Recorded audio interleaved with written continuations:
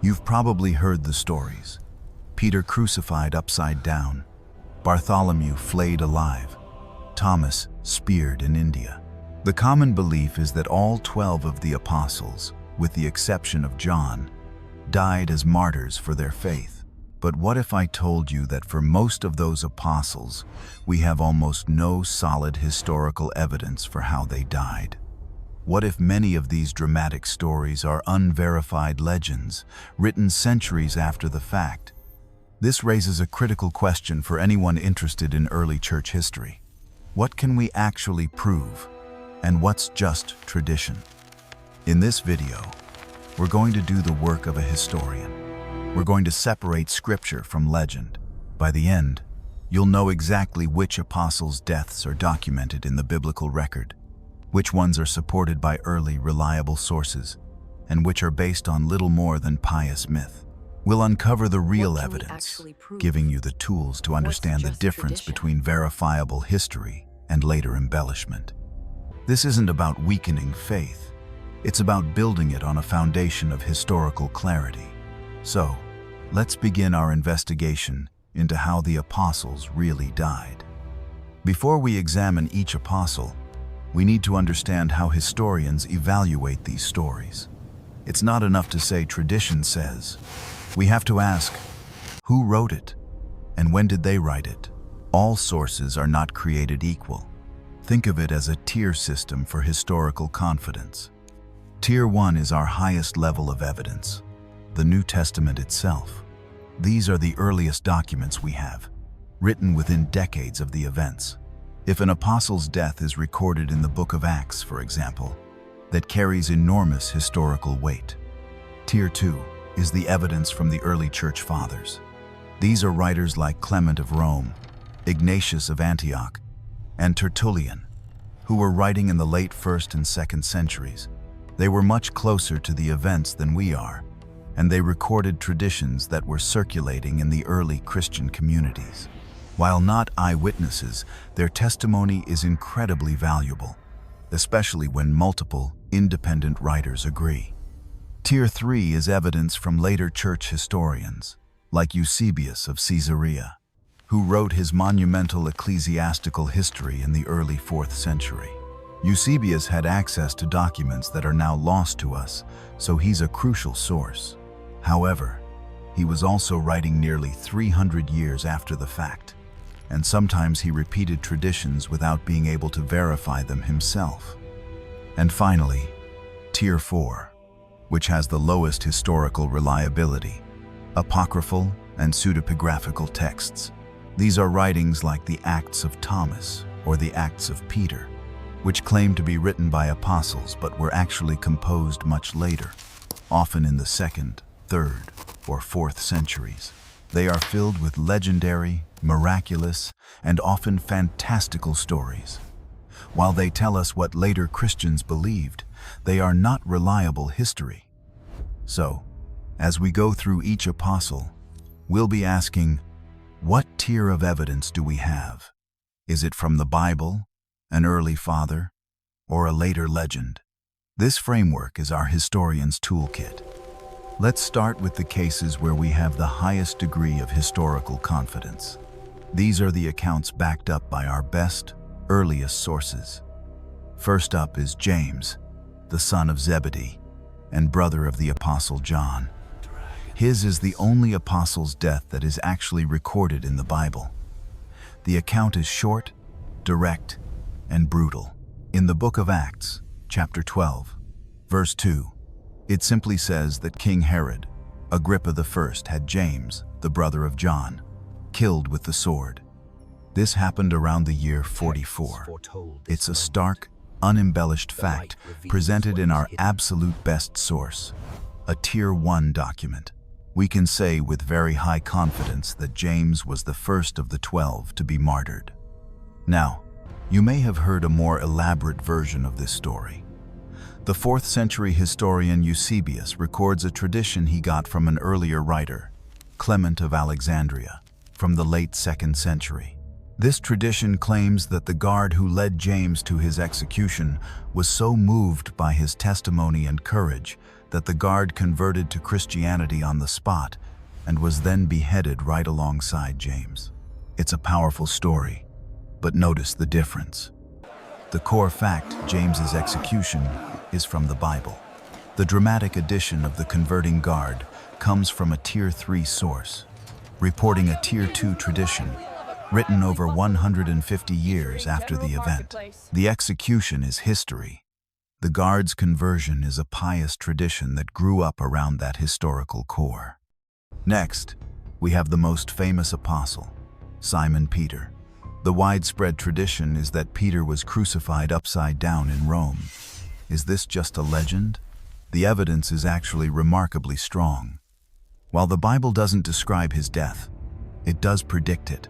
In the Gospel of John, chapter 21, the resurrected Jesus tells Peter, "Truly, truly, I say to you, when you were young, you used to dress yourself and walk wherever you wanted, but when you are old, you will stretch out your hands, and another will dress you and carry you where you do not want to go." The text then immediately adds this commentary. This he said to show by what kind of death he was to glorify God. This passage, written likely in the late 1st century, is a clear, early indication that Peter died a martyr's death. It's a Tier 1 source, pointing directly to his execution. But the evidence doesn't stop there. We have a chorus of early, Tier 2 sources that confirm it. Clement of Rome, writing around the year 96, that's only about 30 years after Peter's death, mentions Peter's martyrdom in Rome. Tertullian, writing around the year 200 inches North Africa, explicitly states that Peter endured a passion like his Lord's in Rome during the reign of Emperor Nero. He specifies that Peter was crucified. Then, the church historian Eusebius, in the 4th century, adds the famous detail. He quotes an earlier writer, Origen, from the 3rd century, who said that Peter, when he was condemned to be crucified, requested to be nailed to the cross upside down because he felt unworthy to die in the exact same manner as Jesus. So for Peter, we have a Tier 1 biblical prediction, multiple independent Tier 2 attestations to his crucifixion in Rome under Nero, and a consistent Tier 3 tradition about the specific manner. The historical confidence score for Peter's martyrdom is extremely high. While the upside-down detail is from a later source, the core fact of his crucifixion in Rome is one of the most well-attested events in early church history outside of the New Testament. What about the Apostle Paul?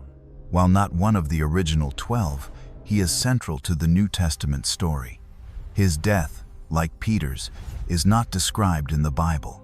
The book of Acts ends with Paul under house arrest in Rome, awaiting trial. However, the evidence for his martyrdom is also very strong. Paul himself, in his letters, speaks constantly of his suffering for the faith, being beaten, stoned, shipwrecked, and in constant danger. His willingness to die is not in question. For the event itself, we turn again to our Tier 2 sources. Clement of Rome, in that same letter from the year 96, mentions Paul's martyrdom right alongside Peter's, placing it in the same context of Nero's persecution. About a century later, Tertullian explicitly states that Paul was beheaded in Rome. This method of execution beheading makes perfect historical sense. As a Roman citizen, Paul would have been entitled to a quicker death than crucifixion, which was typically reserved for non-citizens and slaves. The tradition that he was beheaded is consistent and historically plausible. While the biblical record is silent on his death, the early, extra-biblical sources present a unified and credible picture. Like Peter, we can have high confidence that Paul was martyred in Rome. Now we move into the next category, where the evidence becomes less certain. For these apostles, we have strong traditions, but they come from later sources, or the sources we do have offer conflicting details. This is where separating history from legend gets more difficult. Let's consider the apostle Andrew, Peter's brother. The most famous story about him comes from a later, apocryphal text from the 3rd or 4th century called the Acts of Andrew. This text claims he was crucified in the city of Patras, in Greece, on an X-shaped cross, which we now call a St. Andrew's cross. The story is filled with long speeches and miraculous events. Is any of it true? Well, the tradition that Andrew died in Greece is quite old. The 3rd century writer Origen, as quoted by Eusebius, mentions that Andrew preached in that region. However, the first mention of his crucifixion comes later. The specific detail of the X-shaped cross doesn't appear in writing until even later, around the 10th century. So what can we say for sure? We have an early Tier 3 tradition placing his ministry in Greece. The story of his crucifixion is a later, but still relatively old, tradition. The detail of the X-shaped cross is a much later, likely legendary, addition. The confidence here is moderate. It's plausible that he was martyred in Greece, but the specific details are far less certain than they are for Peter or James. Next is the Apostle Thomas, often called Doubting Thomas. The tradition about his death is one of the most specific and widespread. The story goes that Thomas traveled as a missionary all the way to India and was martyred there, pierced by a spear or lance. This tradition is surprisingly old and persistent. The Acts of Thomas, a Tier 4 apocryphal text from the early 3rd century, is entirely dedicated to his adventures in India. While the book itself is full of fantastical legends, the core idea that Thomas went to India was taken seriously by many early church writers, including Eusebius and Gregory of Nazianzus in the 4th century.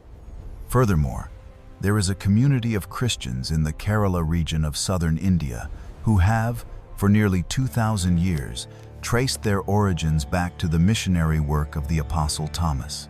They are known as the St. Thomas Christians. While their oral traditions can't be historically verified in a modern sense, the sheer persistence and antiquity of their claim is remarkable. So for Thomas, we don't have a Tier 1 or an early Tier 2 source. We have a very strong, very old tradition, supported by a legendary Tier 4 text and the existence of an ancient Christian community.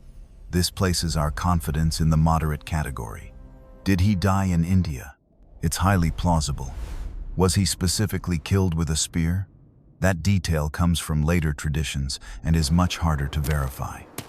Now let's look at a pair of apostles who are often linked in tradition: Simon the Zealot and Jude, who is also called Thaddeus. The New Testament tells us almost nothing about them after they are named in the list of the 12. Later traditions, however, have a lot to say.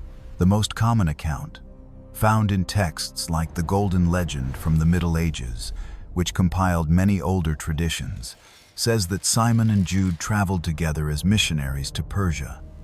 There, they confronted pagan priests, performed miracles, and were eventually martyred together. Some traditions say they were beheaded, others that Simon was sawn in half. How reliable is this? The idea of them working in Persia comes from sources written centuries after their lives.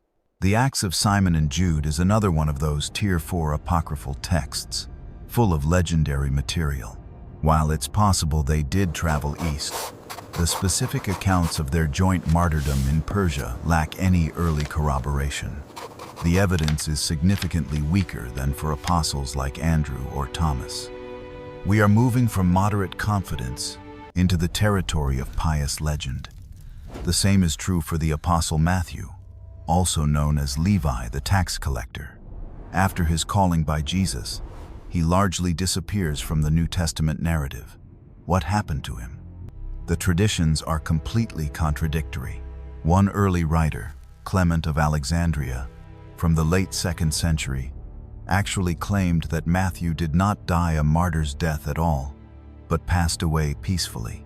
However, most later traditions disagree and claim he was martyred, but they can't agree on how or where. Some say he was burned, some say he was stoned, others say he was beheaded, and the location changes depending on the source. Some say Ethiopia, others say Persia. When you have multiple, late, and contradictory records, it's a strong sign that nobody really knew what happened. The historical fact of Matthew's fate was lost, and different Christian communities filled in the gap with their own stories. For Matthew, our historical confidence is very low. Now we arrive at the cases where the historical trail runs almost completely cold. For these apostles, we have little more than their name in a list. The stories of their deaths are based almost entirely on late and often fantastical legends. Let's take James, the son of Alphaeus, often called James the Less. He is one of the most obscure of the 12. We know he existed because he's on the lists, but that's about it. Later traditions are very confusing, often mixing him up with other figures named James in the New Testament. One tradition says he was stoned to death in Jerusalem. Another says he was crucified in Egypt. These stories come from late sources and have no early support. There is virtually no reliable historical information about the life or death of James, son of Alphaeus. The same is true for the apostle Bartholomew, who is often identified with Nathanael from the Gospel of John. The most famous and gruesome story about his death is that he was flayed alive and then beheaded in Armenia. This story, however, does not appear until very late, most famously in the Golden Legend from the 13th century. Earlier traditions, reported by Eusebius, say that he preached in India or perhaps Ethiopia, but these are just brief mentions. The dramatic and horrific story of him being flayed alive is almost certainly a medieval invention. We simply don't have any early, reliable data on what happened to Bartholomew. What about Philip? Not Philip the deacon from the book of Acts, but Philip the apostle. The tradition, mentioned by some later writers, is that he was crucified in the city of Hierapolis in modern-day Turkey. In 2011, archaeologists in Turkey claim to have found what they believe is the tomb of the apostle Philip in Hierapolis, which lends some potential credence to the idea that he died there. However, even if the tomb is his, it doesn't confirm the cause of death. The story of his crucifixion rests on later tradition, not early historical accounts.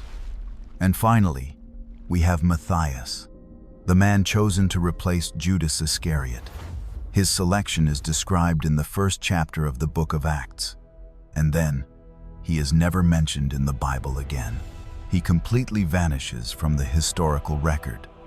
Later traditions, of course, tried to fill this void. One says he was stoned and then beheaded in Jerusalem. Another claims he was crucified in Colchis, near the Black Sea. These are Tier 4 legends, with no historical basis. Of all the apostles, the fate of Matthias is perhaps the most complete mystery. So, after reviewing all this evidence, what's the big picture? What have we learned? First, the common idea that we have reliable accounts of how all 12 apostles died as martyrs is a myth. That is not what the historical record shows. The reality is a spectrum of certainty. We have high confidence for the martyrdom of James, the son of Zebedee, Peter, and Paul. Their deaths are supported by our best and earliest sources. We have moderate confidence for apostles like Andrew and Thomas. The traditions about their deaths are ancient and plausible, even if the specific details are uncertain and come from later texts. And for the majority of the apostles, Matthew, Simon, Jude, James the Less, Bartholomew, Philip, and Matthias, we have low to virtually no confidence. The accounts of their deaths are late, contradictory, and legendary. We simply do not know what happened to them. They were willing to suffer for their faith, but the historical record of their final days has been lost to time. So, does this historical critical method, this separation of scripture from legend, undermine Christian faith? For some, it might seem that way. It can be uncomfortable to realize that stories you've heard your whole life might not be historically verifiable. But I believe the opposite is true. Uncovering the real history does not create a fragile foundation. It creates an intellectually honest one. It allows us to build our understanding on what is actually known, rather than on unverified legends. It teaches us to appreciate the difference between the core, verifiable events of early Christianity and the later stories that were told to inspire and encourage believers. The power of the apostles' story isn't diminished by this. The historical record is clear that they were a group of people who faced intense persecution. Paul's letters and the book of Acts are filled with accounts of beatings, imprisonments, and threats. Their willingness to suffer and die for their testimony is the unshakable historical fact, whether we know the exact details of each man's death or not. By distinguishing fact from legend, we can have a deeper, more resilient faith, one that values truth and isn't afraid to ask hard questions. We can appreciate the powerful stories of martyrdom from church tradition for what they are: inspiring narratives without confusing them with the bedrock of the historical and biblical record.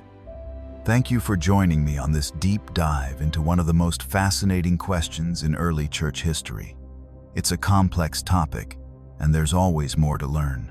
If you'd like to explore the primary sources for yourself, I've included a list of helpful resources and further reading in the description below.